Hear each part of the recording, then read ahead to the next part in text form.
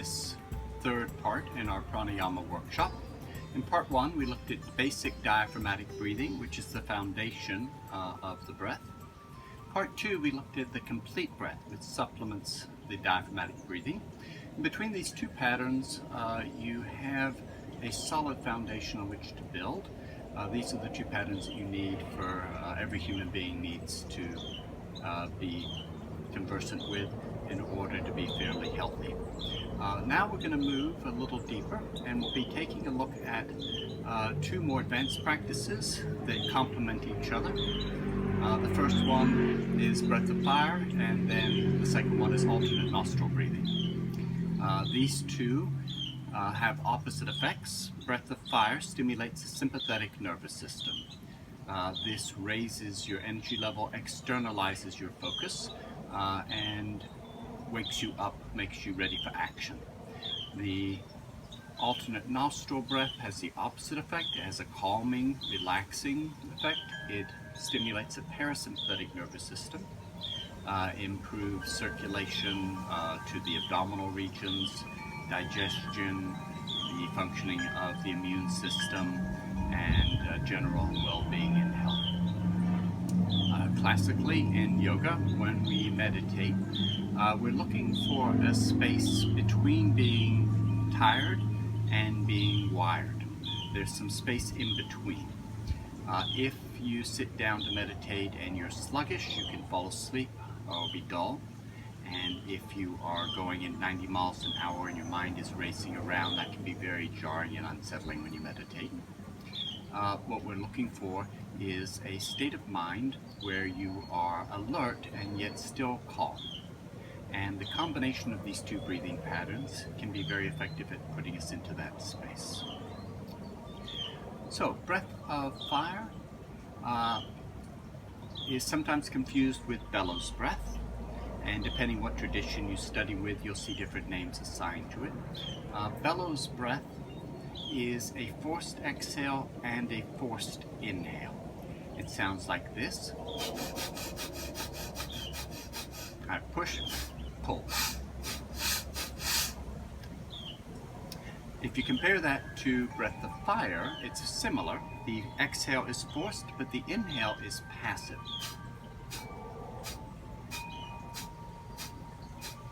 So, bellows breath, breath of fire. Main thing to remember on breath of fire is, even though the inhalation is passive, it is still there. Otherwise, you run out of air. So there has to be space for the inhale. The inhale should be a rebound. Think about standing on the end of a diving board, pushing down, actively pushing down, and then if you just relax, the diving board pushes back up again. So I force the air out, but I allow a spring back on the inhale.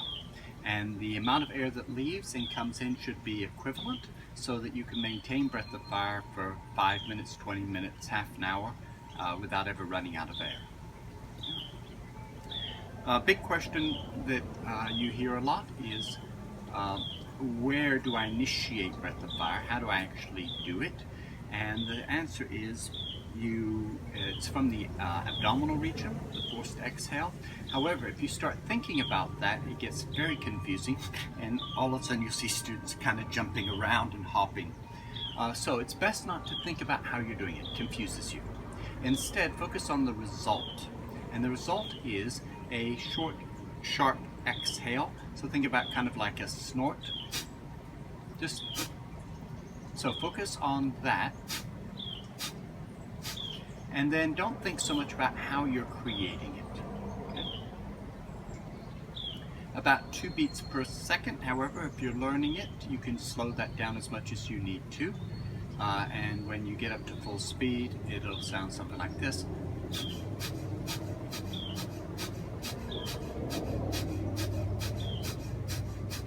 Okay? Forced exhale, passive inhale. The next pattern is the alternate nostril. Breath of fire stirs things up and kind of moves you up into your head and can leave you feeling a little ungrounded, unsettled. a lot of energy, but not connected, not grounded. So alternate nostril breathing has the opposite effect. It has a balancing, a calming effect. It balances Ida and Pingala, masculine, feminine, sympathetic, parasympathetic, and leaves us in this state of relaxed, yet energized. If you have a favorite way of doing this and you've previously done it, any mudra is fine. If you aren't sure, my favorite is to take 2 fingers on the third eye, index and ring, 2 smallest fingers on one side of the nostril, and the thumb on the opposite side. It's not that important which side you start on, however, if you want to do it correctly, you can check airflow and see if one side feels a little bit more free than the other. One side should be slightly less restricted, or considerably, and one side may feel a little bit more clogged, a little less free flow of air. So we start the inhale on the side that is active, the side that is open, the side that flows more freely. So for me right now, my right nostril is a little bit more open than the left, so that's where I start. I close the left nostril, the one that wasn't as active. 2 fingers on the forehead, third eye, and the thumb on the other side. Now, whereabouts on the nose? If you press, you'll feel the hard cartilage coming down, and then at the end of the hard cartilage, the flesh continues, and that's where the pressure is applied. Then the amount of pressure, a lot of people put too much pressure on their nose. It doesn't take much at all to shift the airflow from one side to the other. So it's a very light touch, just enough to divert the air to the opposite side. So, the right nostril is more active right now, so that's where I start with an inhale.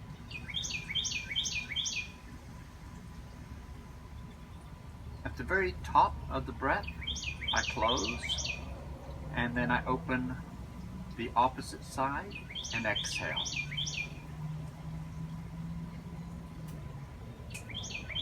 At the bottom, I pause, and then without changing my fingers, I breathe in through the second side.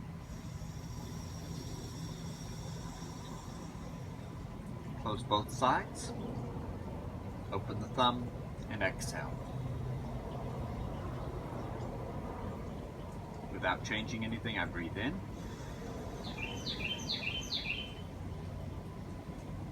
Switch fingers, breathe out. The main thing to remember is that the switch of the fingers happens at the top of the breath. So you exhale, you breathe in, you switch fingers. Exhale, breathe in, switch fingers. There are a few other variations on this where we breathe in a circle, breathe in and out, in and out, in and out, then reverse directions. In some pranayama, you'll breathe exclusively through the left nostril or through the right nostril. Those are all designed to shift the balance, sympathetic, parasympathetic balance, and you want to be working with someone familiar with Ayurveda that's actually prescribing those types of exercises. For the most part, what we should be working towards is balancing the two. And so any pranayama that balances the left and the right, where the repetitions are even on both sides, tend to be a little safer, a little bit more inclusive.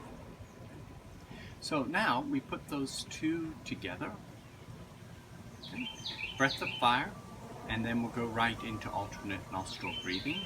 As you're doing breath of fire, you want to watch out for overstimulating the sympathetic nervous system or for activation of any kundalini activity.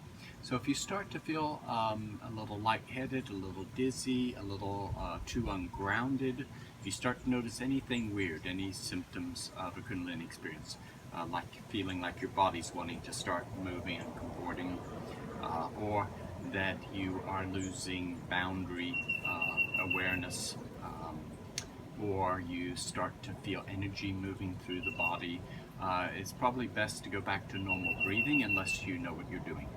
So we want to stimulate a little bit of kundalini energy, but not so much that we have any type of an experience.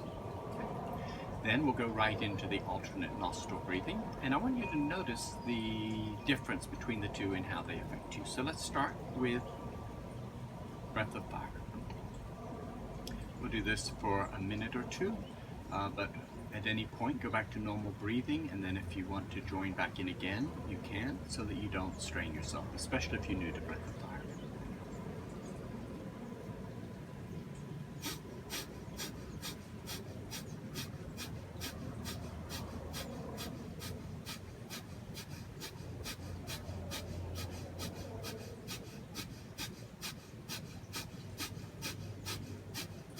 Keep going, and you want a crisp, kind of like snapping a beach towel. Crisp, clean.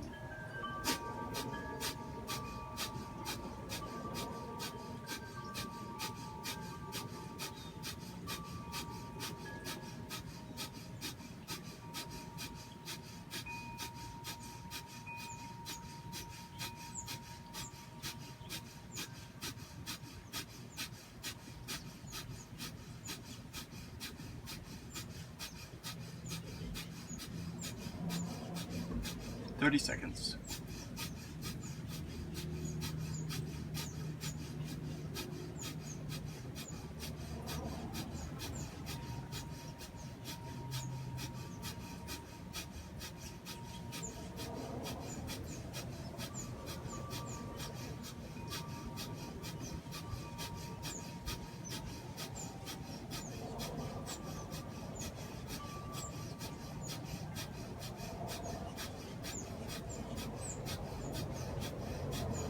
Two or three more repetitions, and then take a nice, deep, complete breath. And notice how that feels. Quite often, breath of fire frees up blockages and allows us to breathe more easily, more freely, more fully when we're finished. Alternate nostril. Breathe in through the more active nostril. Switch sides, exhale.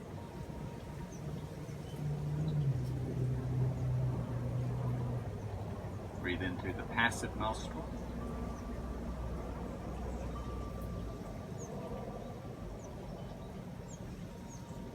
Switch sides to exhale. Find your own rhythm now. Breathing at a speed that feels comfortable.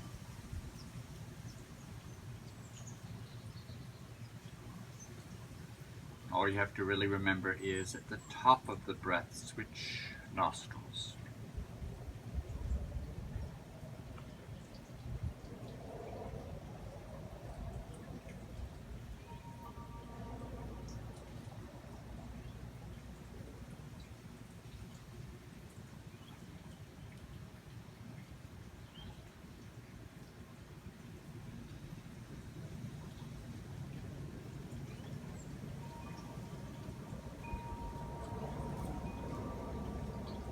Five or 10 more repetitions.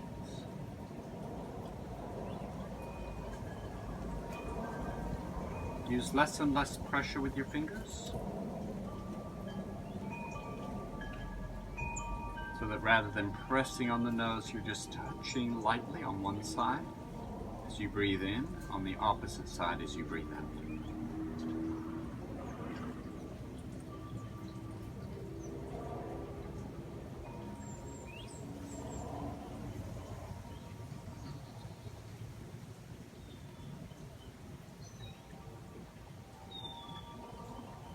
Now continue practicing alternate nostril breathing, but without using your hands at all.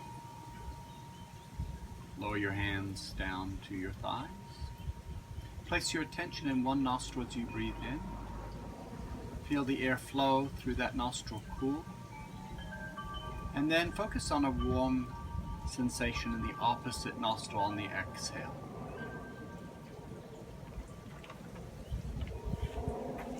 Breathe in cool air through one nostril, exhale warm air through the opposite side. Don't worry whether you're actually doing this or not. Imagine you are.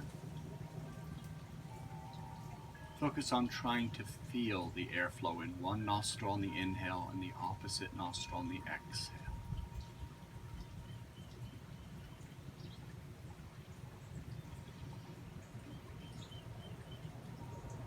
And then notice how you feel. And there should be a sense of alertness and yet calm and quiet. And this is the space that we are trying to get to in order to slide into a deep meditation.